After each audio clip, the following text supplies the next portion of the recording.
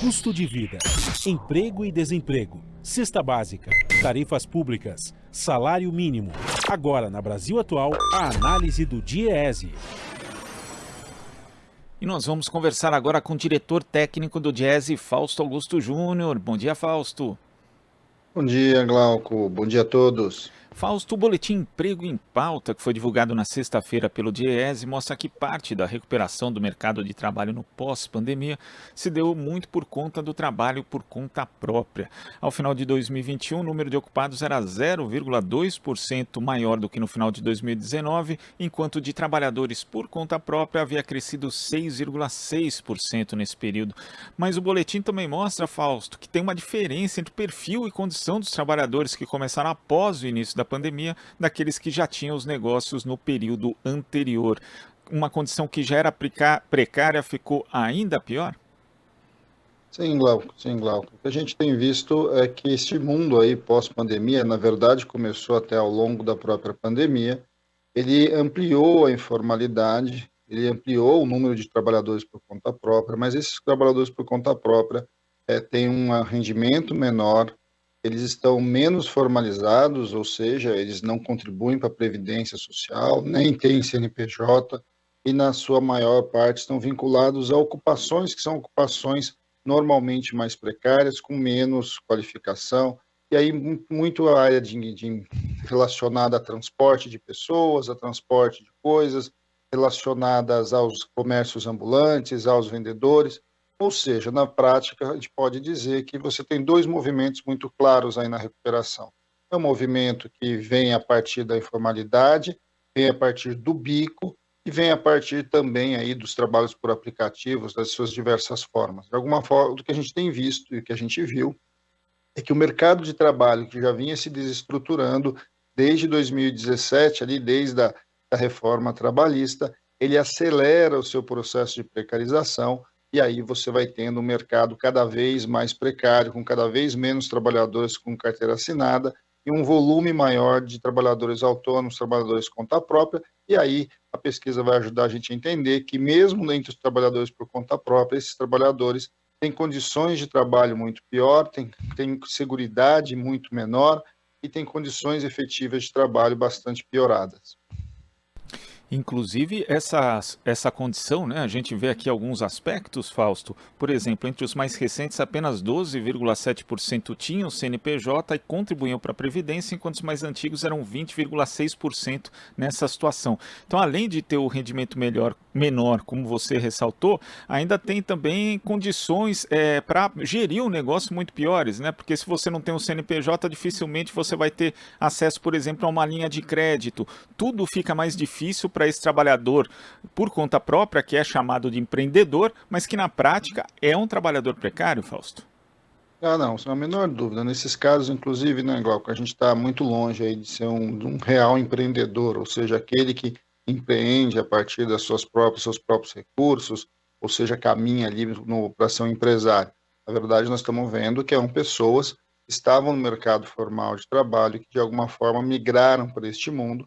Nesta migração foram para onde deu. O chamado bico, talvez seja uma grande referência aí quem nos ouve. O sujeito vai se virando, ele vai conseguindo, tendo que buscar minimamente condições para a sua sobrevivência, e essas condições passam ali pelo mercado informal, passam pelo trabalhador por conta própria.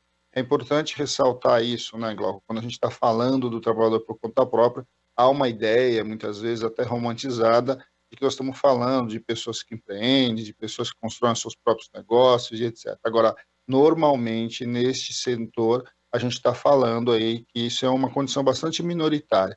A grande maioria são trabalhadores que simplesmente vão à vida, vão à rua, para tentar minimamente ganhar o seu pão de cada dia numa situação bastante complicada. Nós estamos falando de renda, nós estamos falando de jornada, nós estamos falando de seguridade, ou seja, normalmente eles não têm contribuição para a Previdência, o que significa que dificilmente conseguirão se aposentar depois da reforma de 2019. Tem muita dificuldade caso ele sofra um acidente, caso fique doente. E quando a gente vai olhando para o detalhe, além de tudo, ainda ganham muito mal, ainda tem uma renda que chega muito próximo ali ao salário mínimo, quando não, em alguns casos, até menor que isso. Então, quando a gente vai olhando para este mundo, a gente vai olhando como o mercado de trabalho ele vai se desconfigurando, ele vai se desestruturando, e aí vai avançando, né, Glauco? Você lembrou de uma questão importante, que é, por exemplo, acesso a crédito, acesso a banco, acesso à possibilidade de comprar qualquer mercadoria do ponto de vista do financiamento, tudo vai ficando mais difícil. Esse trabalhador normalmente tem uma renda baixa, mas também não tem comprovação dessa renda. Ele tem uma estabilidade normal em todos os seus meses, ele não sabe quanto ele vai receber no final do dia do trabalho, ele não tem previsão de quanto ele vai receber no final do seu mês, ou seja, na prática a sua vida piorou e a sua vida perdeu perspectiva, e é algo bastante grave. Chama atenção também, Glauco, que muitos dos jovens que estão ingressando no mercado de trabalho ingressam deste jeito. Isso é bastante preocupante, uma vez que quando você ingressa de maneira precária no mercado de trabalho, você normalmente carrega as marcas dessa precariedade ao longo da sua vida, uma vez até porque normalmente nessas condições mais complicadas, o jovem que ingressa no mercado de trabalho desta forma, ele normalmente também abandona a escola, e aí vai marcar algo que vai marcar a sua trajetória ocupacional. E no caso dessa precariedade acompanhar a pessoa ao longo da vida, isso se observa também na questão da Previdência, né? Porque 7,9% entre os mais recentes contribuem para a Previdência, que é um número muito baixo, e é praticamente metade, 14,9%, quando a gente faz essa comparação com os trabalhadores por conta própria, que são mais antigos. Nesse aspecto, Fausto, além da insegurança que isso traz para o trabalhador, quer dizer, tem uma doença, um acidente, não pode ter acesso a seguro-saúde, também não vai conseguir acessar provavelmente a aposentadoria mais para frente, mas também não tem um problema para o próprio caixa da Previdência. Nós tivemos a reforma que foi feita no governo de Jair Bolsonaro e a arrecadação com a tendência a continuar a informalidade no mercado de trabalho, é que a arrecadação da Previdência caia cada vez mais e depois nós vamos ter um apelo para uma nova reforma da Previdência? Então, Glauco, aí é outro debate que precisa ser olhado não só do ponto de vista da arrecadação da Previdência, mas da arrecadação do Estado como um todo e da própria economia.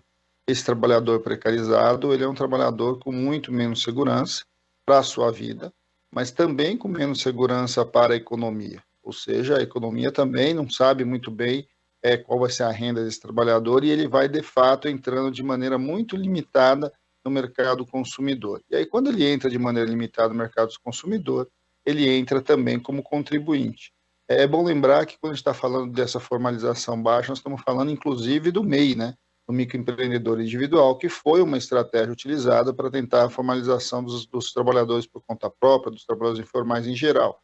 E a gente vê que, inclusive, no MEI, você tem uma baixa adesão desses novos trabalhadores por conta própria. Ou seja, você vai, de certo modo, precarizando o mercado de tal forma que vai ter impacto, sim, óbvio que tem impacto nas contas da Previdência, mas tem impacto na arrecadação em geral do Estado brasileiro e tem impacto na própria economia. Segurança, né, previsibilidade, é o que a gente ouve, por exemplo, no mercado. O mercado diz o tempo todo que precisa de previsibilidade, né, que a confiança está ligada aos investimentos, mas hoje nenhum investidor de fato tem confiança, tem previsibilidade do tamanho do mercado que a gente tem no Brasil hoje, uma vez que este empobrecimento geral da população e esta informalização tem levado a uma imprevisibilidade das pessoas e da economia como um todo. Tudo isso vai levando a gente, colocando a gente, Glauco, nesse círculo vicioso, em que o Brasil não cresce, como o Brasil não cresce, não gera emprego, quando não gera emprego precário, com condições bastante complicadas, com rendas muito baixas, e também, por sua vez, não consegue impulsionar o mercado de consumo, logo não consegue impulsionar vendas, impulsionar a produção e etc. Esse é o cenário de um Brasil que vem sendo construído aí a partir de uma lógica de concentração de renda, de retirada de recursos dos mais pobres para os mais ricos, ampliação ali das grandes fortunas e ampliação ao mesmo tempo da desestruturação do mercado de trabalho, da sua fragmentação, da sua precarização, e de alguma forma isso vai marcando para nós o que é a nossa economia. É fundamental pensar para frente, e o pensar para frente significa como é que nós vamos mudar tudo isso, como é que o Brasil vai voltar a gerar bons empregos, como é que o Brasil vai reativar a sua indústria, como é que o Brasil vai minimamente, no caso dos trabalhadores por conta própria, dar condição para que eles se formalizem, que eles ampliem a sua renda, e de alguma forma eles não sejam simplesmente mais um trabalhador do bico, mais um trabalhador que vai tentando se virar para sobreviver. Fausto, queria agradecer a sua participação no Jornal Brasil Atual de hoje. Até a próxima, uma ótima semana. Até a próxima, Glauco. Boa semana a todos. Conversamos aqui com o diretor técnico do Diese, Fausto Augusto Júnior.